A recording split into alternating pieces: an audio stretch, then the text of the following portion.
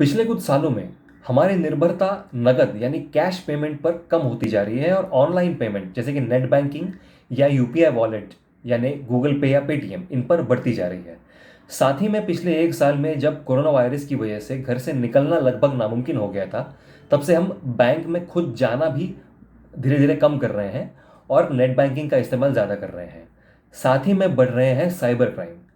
कैस्पर्सकी की एक latest report के मुताबिक सन 2019 के मुकाबले सन 2020 में बैंक अकाउंट हैक करने के केसेस में 20% 20% बढ़ोतरी हुई है। आइए समझते हैं बैंक अकाउंट हैक होते कैसे हैं। सबसे आसान तरीका वो होता है जहां पर साइबर क्रिमिनल आपको फ़ोन करके आपको ये यकीन दिलाते हैं कि वो आपके बैंक से बोल रहे हैं और फिर आपसे आप ही का नेट बैंकिंग का लॉगिन आईडी और पासवर्ड हासिल कर लेते हैं। इसमें एक तरीका ये होता है जहां पर वो आपको फ़ोन करके ये कहते हैं कि आपके नेट बैंकिंग अकाउंट को हैक करने की कोशिश की गई है। ये सुन के आप परेशान होते हैं या डर जाते हैं और इसी का फ़ायदा उठाकर ये लोग आपसे आप ही का पासवर्ड हासिल कर लेते हैं। कभी कभी ऐसा भी होता है कि ये आपसे कहते हैं कि आपके लिए कोई नई इन्वेस्टमेंट की ऑफर्स हैं जैसे कि शेयर्स, म्यूचुअल फंड्स वगैरह वगैरह, और इस इन्वेस्टमेंट के लिए आपको मदद करने के बहाने आपसे आपकी प्राइवेट जानकारी यानी आपका लॉगिन आईडी और आपका पासवर्ड हासिल कर लिया जाता है।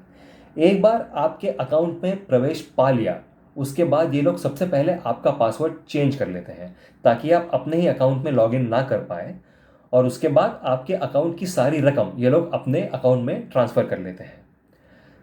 सबसे ज़रूरी ये है कि हम याद रखें कि कोई भी बैंक अपने अधिकारियों या कर्मचारियों को आपका लॉगिन आईडी और पासवर्ड पूछने की अनुमति नहीं देती। लॉगिन आईडी भले ही किसी कारण मांग सकते हैं लेकिन पासवर्ड कभी नहीं। अगर आपसे कोई पासवर्ड मांग रहा है तो यकीन मानिए वो आपके बैंक से नहीं बोल रहा है। साथ ही में एक और तरकीब ये हम इस्तेमाल कर सकते हैं कि अगर कोई आपको फ़ोन करके ये कहे कि वो आपके बैंक से बोल रहा है तो तुरंत उससे पूछे कौन से बैंक से, क्योंकि वो असल में आपके बैंक से बोल ही नहीं हो रहा होता और इसलिए आपका बैंक कौन सा है ये उसको मालूम नहीं होता। अगर आपका सवाल सुन के सामने वाला हड़बड़ा जाए या आपका सवाल टालने की कोशिश करे तो यकीन मानिए ये एक फ्रॉड करने की कोशिश की जा रही है और तुरंत फ़ोन रख दें। बैंक अकाउंट हैकिंग और उससे संबंधित किसी भी बात को लेकर अगर आपकी कोई सवाल या शंकाएं हैं तो इस वीडियो के नीचे कमेंट्स में ज़रूर लिखिएगा।